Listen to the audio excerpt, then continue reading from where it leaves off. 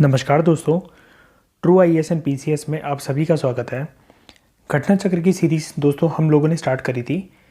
जैसा कि मैंने आपको बताया था, हिस्ट्री का जब पहला चैप्टर जो है सेट 1 जो है वो कंप्लीट तरीके से कवर हो जाएगा, तो साइमल्टेनियसली हम लोग इंडियन पॉलिटी एंड गवर्नेंस की सीरीज स्टार्ट करेंगे। तो ये लीजिए, आपके लिए एक बहुत ही बेहतरीन तोहफा जो है वो प्रेजेंट है। इंडियन पॉलिटी की घटना चक्र की सीरीज़ को दोस्तों हम लोग स्टार्ट करने जा रहे हैं। सेट 1 हम लोग जो है वो स्टार्ट करेंगे आज से। सेट 1 का मतलब यहाँ पर चैप्टर 1 है, ठीक है। तो हम लोग जो है 10-10 के क्वेश्चंस का सेट, जैसा कि आपको पता है, डिस्कस करते हैं। तो इस वीडियो में भी हम लोग ऐसे ही करेंगे। ये जो है सीरीज़ दोस्तों आपको बाइलिंगुअल फॉर्मेट में देखने को मिलेगी। दोनों इंग्लिश मीडियम और हिंदी मीडियम के जो छात्र हैं वो इस सीरीज़ का फ़ायदा उठा सकते हैं। तो चलिए दोस्तों डिस्कशन स्टार्ट करते हैं। तो जैसा कि दोस्तों आप लोग जानते हैं, हमारे चैनल पर हम लोगों ने ये सारी सीरीज़ जो हैं वो लॉन्च कर दी हैं। हिस्ट्री प्लस पॉलिटिकल साइंस की घटना चक्र की जो सीरीज़ है वो अब साइमल्टेनियसली आपको देखने को मिलेगी। इसके अलावा हम लोग डेली एक स्टैटिक सब्जेक्ट की जो एमसीक्यूज़ हैं वो करते हैं। यूपीएससी के करंट अफेयर और स्टेट पीएससी के करंट अफेयर को कंबाइंड वे में डिस्कस करा जाता है। और बहुत ही जल्द इसके बाद जो हमारा टारगेट है वो एमपीजी के है, जिस पर अभी काम चल रहा है। आपको मैक्सिमम दोस्तों विद इन अ वीक ये जो कोर्स है ये भी देखने को मिलेगा, जैसा कि मैंने आपको बताया था। क्योंकि इस टारगेट को आप ध्यान में रखिएगा, अगर आप एग्ज़ाम दे रहे हैं और एमपी की तैयारी कर रहे हैं तो 24 अप्रैल 2022 को दोस्तों जो है आपका प्रीलिम्स है 2022 का। तो इसको ध्यान में रखते हुए हम लोग स्टेट पीएससी में सबसे पहले मध्य प्रदेश जीके से स्टार्ट करेंगे, ठीक है दोस्तों। तो अगर आपको कोई भी डाउट या क्वेरी आता है इन कोर्सेज़ के रिगार्डिंग, तो आप नीचे दिए गए इस ईमेल आईडी पर कांटेक्ट कर सकते हैं। ये मैं पर्सनली देखता हूँ। और इसके अलावा जो टेलीग्राम है, आप इस वीडियो के नीचे डिस्क्रिप्शन बॉक्स में जाएंगे तो आपको वहाँ से टेलीग्राम का जो है वो लिंक मिल जाएगा। ये लोगो आपको दिखेगा, आप इस टेलीग्राम को ज़रूर से ज्वाइन कर लीजिए, ताकि जो भी डिस्कशंस हैं, जिसकी जो भी पीडीएफ हैं वो आपको अवेल हो सके। एक बात और दोस्तों, घटना चक्र की आपको बुक लेने की बिल्कुल भी ज़रूरत नहीं है। क्यों ज़रूरत नहीं है? क्योंकि इन पीडीएफ्स में जो है क्वेश्चंस के साथ साथ जो है आंसर बैंक भी डाला गया है। और सबसे अच्छी बात यह है कि इंग्लिश मीडियम के लिए भी वो इतनी फ़ायदेमंद है जितनी हिंदी मीडियम के छात्रों के लिए है। तो आपको बुक अलग से ख़रीदने की ज़रूरत नहीं है। आप इन्हीं डिस्कशंस की पीडीएफ को टेलीग्राम में जाइएगा और वहाँ पर आपको सारे के सारे जो है पीडीएफ्स अवेलेबल करवा दी जाएंगी। तो चलिए दोस्तों डिस्कशन हम लोग अपनी कंटिन्यू करते हैं। डिस्कशन का दोस्तों सबसे पहला क्वेश्चन हमारे सामने है। हमसे ये पूछा जा रहा है, इनमें से कौन सा एक्ट ब्रिटिश पार्लियामेंट का ऐसा एक्ट था जिसने ईस्ट इंडिया कंपनी की मोनोपोली को, यानी कि जो एकाधिकार होता है कि सिर्फ ये वाला काम सिर्फ ABC ही कर सकता है, इसी के पास इस चीज़ की ड्यूटी है, उसको मोनोपोली राइट्स कहते हैं। सोल अधिकार, सोल रिस्पॉन्सिबिलिटी जो ईस्ट इंडिया कंपनी की थी भारत में व्यापार करने की, वो ब्रिटिश पार्लियामेंट के कौन से एक्ट की वजह से इस चीज़ को एबॉलिश कर दिया गया, इस चीज़ को समाप्त कर दिया गया। ऑप्शन आपके सामने दोस्तों हैं। रेगुलेटिंग एक्ट की मदद से ऐसा करा गया, रेगुलेटिंग एक्ट ऑफ 1773 की मदद से ऐसा करा गया, पिट्स इंडिया एक्ट की मदद से ऐसा करा गया, चार्टर एक्ट की मदद से ऐसा करा गया, चार्टर एक्ट जो कि आया था 1813 में, या फिर इनमें से कोई भी ऑप्शन जो है वो ठीक नहीं है। तो दोस्तों इस स्क्रीन को पॉज करके करेक्ट आंसर के बारे में सोचिए। इस क्वेश्चन का दोस्तों करेक्ट आंसर है चार्टर एक्ट 1813 की मदद से जो ब्रिटिश पार्लियामेंट है उसने ईस्ट इंडिया कंपनी का जो एकाधिकार था, मोनोपोली राइट्स थे भारत में व्यापार करने के, उसको समाप्त कर दिया था, उसको ख़त्म कर दिया था। यहाँ पर देखिए 1813 के चार्टर एक्ट ने ईस्ट इंडिया कंपनी को डिप्राइव करा कि इंडिया में सिर्फ अभी तक सिर्फ यही कंपनी जो थी वो व्यापार करती थी। अब इसके पास जो थी वो मोनोपोली थी, लेकिन अब ये मोनोपोली राइट्स जो इसके पास थे भारत में व्यापार करने के, इसको छीन लिया गया। अब इसको छीनने से दोस्तों ये मतलब है कि अदर कंपनियां जो हैं ब्रिटेन से वो भी आ सकती हैं और भारत में व्यापार कर सकती हैं, ठीक है। लेकिन फिर भी दो एरियाज़ में, आप ऐसा बोल सकते हैं, दो एरियाज़ में, दो सब्जेक्ट्स में अभी भी ईस्ट इंडिया कंपनी की मोनोपोली जो थी ट्रेड करने के लिए वो बरकरार थी। एक तो चाइना के साथ व्यापार करने में और चाय में व्यापार करने में। तो आप ऐसा बोल सकते हैं चाय और चाइना जो था उसके साथ व्यापार करने में मोनोपोली राइट्स अभी भी थे, ईस्ट इंडिया कंपनी के पास बरकरार थे। लेकिन अदर एरियाज़ में जो थे अब इसके पास मोनोपोली राइट्स नहीं थे। ब्रिटेन से अदर कंपनियां, प्राइवेट कंपनियां ईस्ट इंडिया कंपनी की तरह अगर भारत में आकर व्यापार करना चाहती हैं तो उनके ऊपर किसी भी तरह की कोई बंदिशें नहीं थी। आई होप दोस्तों इसकी डिस्कशन आपको समझ में आई होगी। बढ़ते हैं नेक्स्ट क्वेश्चन की तरफ। अगला क्वेश्चन दोस्तों आपसे ये पूछ रहा है, इनमें से कौन से एक्ट की मदद से जो लेजिस्लेटिव काउंसिल था भारत में, उसको पावर मिली कि बजट को वो डिस्कस कर सकता है। भारत का लेजिस्लेटिव काउंसिल, भारतीय विधान परिषद को बजट पर चर्चा करने की शक्ति इनमें से कौन से अधिनियम से प्राप्त होती है? ऑप्शन दोस्तों आपके सामने है, Indian council act 1861, Indian council act 1892, Indian council act 1909 या फिर इंडियन काउंसिल एक्ट 1990। तो दोस्तों इस क्वेश्चन का करेक्ट आंसर है इंडियन काउंसिल एक्ट 1892 की मदद से ऐसा हुआ। आइए यहाँ पर देखते हैं। इंडियन काउंसिल एक्ट 1892 जो दोस्तों आया, उसने लेजिस्लेटिव काउंसिल्स की जो फंक्शनिंग थी उसको इंक्रीज कर दिया, विधान परिषदों के कामकाज में वृद्धि करी। इस एक्ट की मदद से जो लेजिस्लेटिव काउंसिल्स थी दोस्तों, उनको पावर मिली कि वो बजट को जो है अब वो डिस्कस कर सकते हैं और गवर्नमेंट के रिगार्डिंग, एग्जीक्यूटिव के रिगार्डिंग जो भी कोई क्वेश्चंस हैं उनको एड्रेस करा जा सकता है। ऐसी पावर दे दी गई इस इंडियन काउंसिल एक्ट 1892 ने लेजिस्लेटिव काउंसिल को। बढ़ते हैं दोस्तों नेक्स्ट क्वेश्चन की तरफ। आपसे ये पूछा गया इस क्वेश्चन के अंदर, आपको जो ऑप्शन दे रखे हैं एक्ट के, आपको ये बताना है इनमें से कौन से एक्ट की मदद से प्रोविज़न बनाया गया कि कलकत्ता के अंदर जो है वो सुप्रीम कोर्ट इस्टेब्लिश करा गया। ऑप्शन दोस्तों आपके सामने, रेगुलेटिंग एक्ट 1773 की मदद से सुप्रीम कोर्ट आया क्या, पिट्स इंडिया एक्ट 1784 की मदद से, चार्टर एक्ट 1813 की मदद से या फिर चार्टर एक्ट 1833 की मदद से। इंपॉर्टेंट है दोस्तों ये क्वेश्चन। इस क्वेश्चन का दोस्तों करेक्ट आंसर है रेगुलेटिंग एक्ट 1773 की मदद से जो सुप्रीम कोर्ट है वो कलकत्ता में इस्टेब्लिश करा गया। यहाँ पर देखिए जो प्रोविज़न था सुप्रीम कोर्ट को इस्टेब्लिश करने का कलकत्ता के अंदर, वो रेगुलेटिंग एक्ट 1773 की मदद से आया। रेगुलेटिंग एक्ट 1773 में जो है एक प्रोविज़न आया कि भारत में एक सुप्रीम कोर्ट होना चाहिए। डिसाइड ये करा गया कि कलकत्ता में बनाया जाएगा। कहाँ पर बनाया जाएगा कलकत्ता में, अगर आपसे पूछ लिया जाए तो आप याद रखिएगा फोर्ट विलियम में जो है बनाया जाएगा। अब दोस्तों एक इम्पॉर्टेंट बात, बहुत ज़्यादा इंपॉर्टेंट बात, अगर आपसे ये पूछ लिया जाए कि पहले चीफ जस्टिस कौन थे सुप्रीम कोर्ट के, जो कि ये कलकत्ता में स्टैब्लिश सुप्रीम कोर्ट जो करा गया, इसके पहले चीफ जस्टिस कौन थे, तो उनका नाम था दोस्तों सर एलिजा इम्फी जो थे वो पहले चीफ जस्टिस थे। बढ़ते हैं दोस्तों नेक्स्ट क्वेश्चन की तरफ। अगला क्वेश्चन दोस्तों आपका सुप्रीम कोर्ट से ही रिलेटेड है और आपको बताना है इनमें से कौन सी स्टेटमेंट जो है वो करेक्ट है। स्टेटमेंट नंबर 1 आपके सामने दोस्तों कुछ इस प्रकार से है, सुप्रीम कोर्ट जो है वो कलकत्ता में स्टैब्लिश करा गया रेगुलेटिंग एक्ट 1773 की मदद से। दूसरी स्टेटमेंट आपको ये देखिए, लेमेस्टर जो थे वो पहले चीफ जस्टिस थे इस कोर्ट के। ऑप्शंस आपको बताने हैं दोस्तों, जो है करेक्ट ऑप्शन आपको चुनना है। ऑप्शंस आपके सामने 1 only, 2 only, both 1 and 2, neither 1 और 2। तो दोस्तों पहली जो स्टेटमेंट है आप तो वो आराम से एलिमिनेट कर सकते हैं। दूसरी स्टेटमेंट में आपको जो है वो भी डाउट नहीं होना चाहिए क्योंकि हमने डिस्कस करा है इसको। इस क्वेश्चन का करेक्ट आंसर है दोस्तों 1 ओनली, क्योंकि हमने प्रीवियस स्लाइड में ही ये वाली चीज़ डिस्कस करी थी कि जो सर एलिजा इम्फी हैं वो थे पहले चीफ जस्टिस इस सुप्रीम कोर्ट के, जो कि इस्टेब्लिश करा गया था कलकत्ता के अंदर फोर्ट विलियम में। किसकी मदद से? रेगुलेटिंग एक्ट 1773 की मदद से। तो याद रखिएगा दोस्तों सर एलिजा इम्फी जो थे वो चीफ जस्टिस से, ना कि लेमेस्टर। बढ़ते हैं दोस्तों नेक्स्ट क्वेश्चन की तरफ। अगला क्वेश्चन दोस्तों हमसे ये पूछ रहा है, इनमें से कौन से एक्ट की मदद से भारत में फेडरल कोर्ट जो है उसकी स्थापना हुई? याद रखिएगा प्रीवियस क्वेश्चन के अंदर हम लोगों ने जो पढ़ा वो सुप्रीम कोर्ट के बारे में पढ़ा। अब आपसे पूछ रहा है ये फेडरल कोर्ट जो स्थापित हुआ इनमें से कौन से एक्ट की बदौलत हुआ? ऑप्शन आपके सामने दोस्तों, इंडियन काउंसिल एक्ट 1861 की मदद से, गवर्नमेंट ऑफ इंडिया एक्ट 1909 की मदद से, गवर्नमेंट ऑफ इंडिया एक्ट 1919 की मदद से, या फिर इनमें से कोई भी ऑप्शन करेक्ट नहीं है।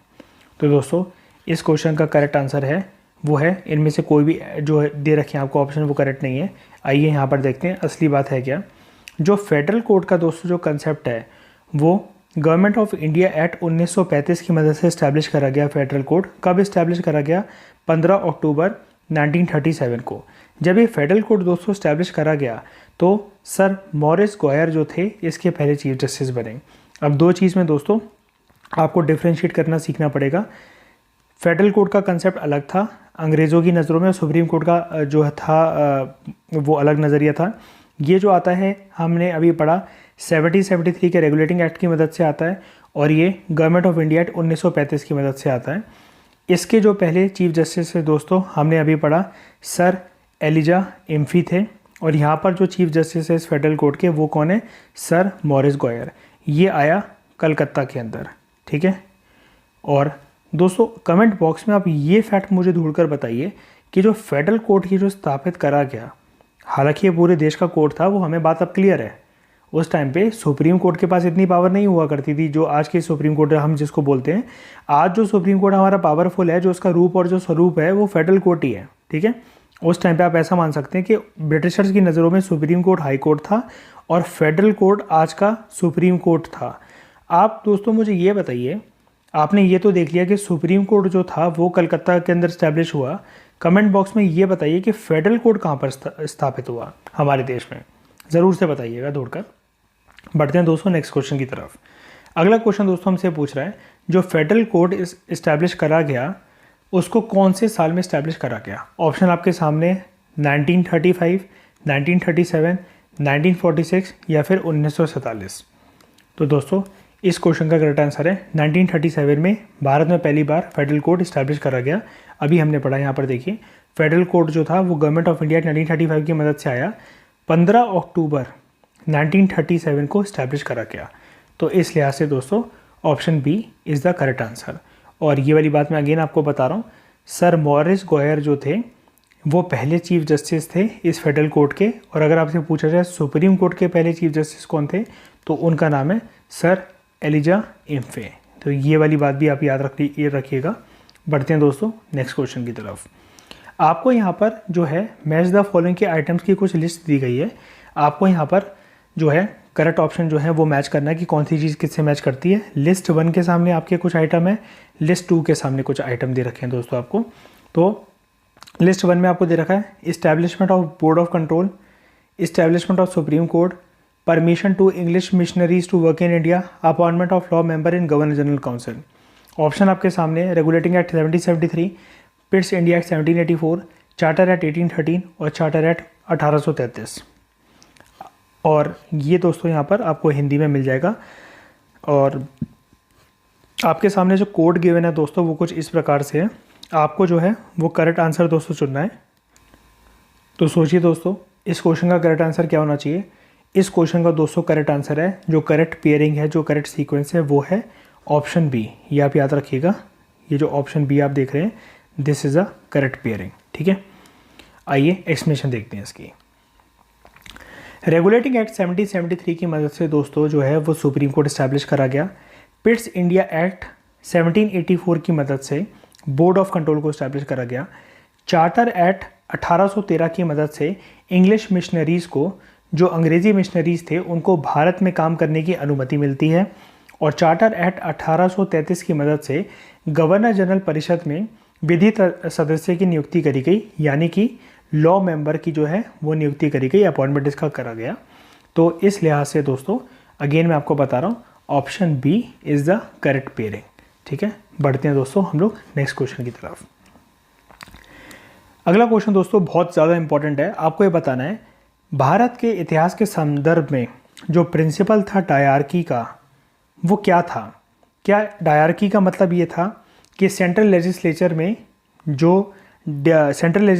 डिवीजन करी जाएगी, सेंट्रल लेजिस्लेचर को बांटा जाएगा 2 हाउसेस में। क्या इसका मतलब ये था कि डबल गवर्नमेंट का सिस्टम इंट्रोड्यूस करा जाएगा, एक सेंट्रल लेवल पे गवर्नमेंट वर्क करेगी, एक स्टेट लेवल पे गवर्नमेंट वर्क करेगी।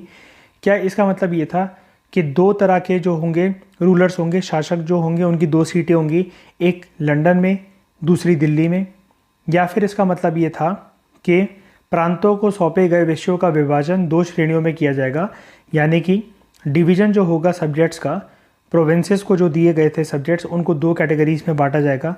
आपको दोस्तों है वो करेक्ट और जो है यहाँ से चुनना है कि डायरकी का एग्जैक्ट मीनिंग क्या था।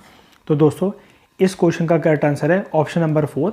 जो डिवीज़न था सब्जेक्ट्स का, जो कि प्रोविंसेस को दी गई थी जिम्मेदारी, उनको 2 कैटेगरीज में है वो बांट दिया गया था। तो यहाँ पर देखिए दोस्तों हम लोग सीखते हैं डायरकी के बारे में। डायरकी जो है दोस्तों वो एक ग्रीक वर्ड से निकला है जिसका मतलब होता है डायर, और डायर का मतलब होता है डबल रूल। भारत के इतिहास के संदर्भ में जो प्रिंसिपल है डायरकी का, उसका मतलब होता है लेजिस्लेशन के जो सब्जेक्ट्स हैं उनको 2 कैटेगरी में बांटा जाएगा, एक सेंट्रल सब्जेक्ट और एक प्रोविंशियल सब्जेक्ट। जो ये प्रोविंशियल सब्जेक्ट है ना दोस्तों दूसरे वाले प्रोविंसेस का मतलब यहाँ पर उस टाइम पे होता था स्टेट, जैसे दिल्ली, यूपी, हरियाणा, बिहार, पंजाब।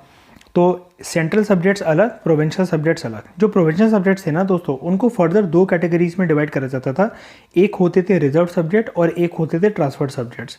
अब ये रिजर्व और ट्रांसफर सब्जेक्ट्स कौन से होते थे?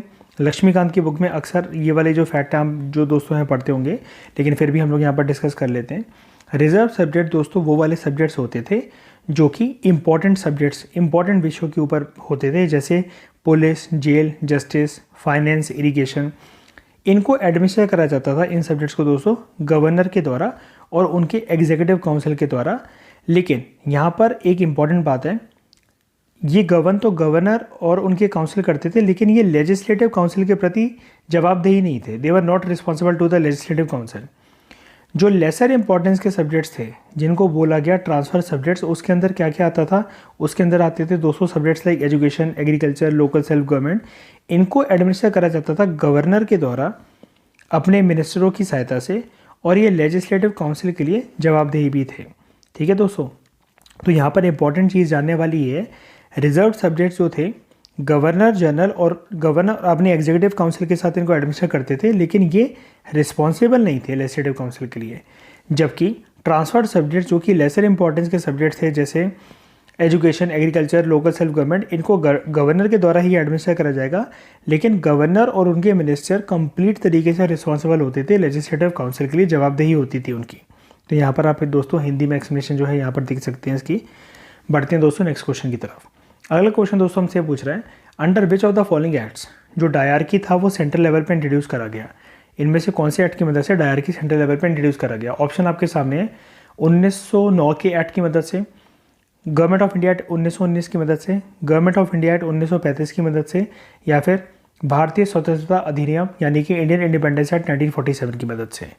तो दोस्तों इस क्वेश्चन का करेक्ट आंसर है option C, government of India act 1935 की मदद से ऐसा करा गया। यहाँ पर देखिए सेलिएंट फीचर्स जो हैं दोस्तों, अगर हम लोग देखें गवर्नमेंट ऑफ इंडिया एक्ट 1935 के, तो हम लोग इसको अगर डिस्कस करें, डायरकी जो था वो सेंट्रल लेवल पे इंट्रोड्यूस करा गया। गवर्नमेंट ऑफ इंडिया एक्ट 1919 में ये सोचा गया था कि प्रोविंशियल लेवल पर जो है वो इंट्रोड्यूस करा जाएगा। गवर्नमेंट ऑफ इंडिया 1935 ने एक चीज़ प्रपोज करी थी जिसको हम लोग कहते हैं all India federation. All India federation में गवर्नमेंट ऑफ इंडिया एक्ट 1935 का विजन ये था कि ब्रिटिश इंडिया, मतलब ऑल इंडिया फेडरेशन, मतलब एक तरीके से इंडिया को इस तरीके से इस्टेब्लिश करा जाना चाहिए जिसमें ब्रिटिश इंडियन प्रोविंसेस हों वो भी शामिल हों, प्लस प्रिंसली स्टेट्स को भी जगह दी जाए। इसके बाद इस एक्ट में ये बोला गया कि जो ब्रिटिश पार्लियामेंट है वो हर एक नेचर में सुप्रीम है। ठीक है, जैसा कि मतलब इस एक्ट में ये बोला गया कि वो हर एक नेचर में सुप्रीम है, सबसे ज़्यादा टॉप अथॉरिटी है वो एक तरीके की। और हम लोग जानते हैं दोस्तों इस एक्ट के बारे में, बर्मा जो बर्मा था, म्यांमार जिसको आज के टाइम में हम लोग बोलते हैं, ये कंट्री आज के टाइम पे म्यांमार नाम से जानी जाती है, तो इसको भारत से अलग कर दिया गया अप्रैल 1937 से। मतलब ये गवर्नमेंट ऑफ इंडिया 1935 में एक प्रोविज़न थी कि जैसे ही अप्रैल 1937 आएगा तो बर्मा को भारत से अलग कर दिया जाए। तो दोस्तों इंपॉर्टेंट चीज़ है, देखिए बर्मा भी पहले भारत का पार्ट था, काफ़ी कम लोग ये वाली चीज़ जानते हैं। अगला, गवर्नमेंट ऑफ इंडिया 1935 ने एक पोस्ट जो क्रिएट हुई थी, council of the secretary of state for India, जिसको 1858 में क्रिएट करा गया था रिवोल्ट ऑफ 1857 के बाद। इस पोस्ट को दोस्तों जो है अबॉलिश कर दिया गया। अगला पॉइंट जो कि हमने प्रीवियस क्वेश्चन में पढ़ा, फेडरल कोड दोस्तों कंसेप्ट है वो इस एक्ट की मदद से आता है, जिसको इस्टेब्लिश करा गया 1 अक्टूबर 1937 को। और जो सर मॉरिस गोयर थे वो इसके पहले चीफ जस्टिस जो थे वो बनाए गए। अगला, सेंट्रल फेडरल बैंक जो था इस एक्ट के अंतर्गत दोस्तों इस्टेब्लिश करा गया। बाद में इसी सेंट्रल फेडरल बैंक को दोस्तों बोला गया RBI, reserve bank of India. तो ये हमने 1935 के जो एक्ट, गवर्नमेंट ऑफ इंडिया 1935 के जो प्रोमिनेंट फीचर्स थे दोस्तों, उसको हमने डिटेल में डिस्कस करा। बढ़ते हैं दोस्तों आज की क्लास के लास्ट क्वेश्चन की तरफ। आपको ये बताना है which of the following acts set up the dyarchy system at the central level. मिलता जुलता क्वेश्चन है कि इनमें से कौन से एक्ट की मदद से जो डायरकी था वो सेंट्रल लेवल पे आया। गवर्नमेंट ऑफ इंडिया 1935 की मदद से, गवर्नमेंट ऑफ इंडिया 1919 की मदद से, इंडियन काउंसिल एक्ट 1909, या फिर इंडियन काउंसिल एक्ट 1892। तो दोस्तों इस क्वेश्चन का करेक्ट आंसर अब तो आप जानते हैं, गवर्नमेंट ऑफ इंडिया 1935 की मदद से जो डायरकी था वो सेंट्रल लेवल पे आया। जैसा कि मैंने आपको बताया, सोचा ये गया था गवर्नमेंट ऑफ इंडिया 1919 में, उसका government of India India act 1919 का मकसद ये था, उसका सपना ये था कि जो डायरकी है वो प्रोविंशियल लेवल पर, यानी कि स्टेट लेवल पर ये वाला कंसेप्ट जो है इंट्रोड्यूस होना चाहिए। लेकिन अल्टीमेटली होता क्या है, जो डायरकी का जो प्रिंसिपल है वो सेंट्रल लेवल पर, यूनियन लेवल पर जो है वो इम्प्लीमेंट करा जाता है। और ऐसा कौन से एक्ट की मदद से करा गया? गवर्नमेंट ऑफ इंडिया एक्ट 1935 की मदद से दोस्तों जो है ऐसा करा गया। तो दोस्तों आई होप आपको मज़ा आया होगा इसकी डिस्कशन करते हुए। तो आज की डिस्कशन में दोस्तों फिलहाल इतना ही। बने रहिए हमारे साथ, घटना चक्र की सीरीज़ को हम लोग कंटिन्यू करेंगे। फ्रेश सेट ऑफ क्वेश्चंस जो है हम लोग नेक्स्ट लेक्चर में देखेंगे। इस डिस्कशन में फिलहाल इतना ही। Thank you very much for discussion.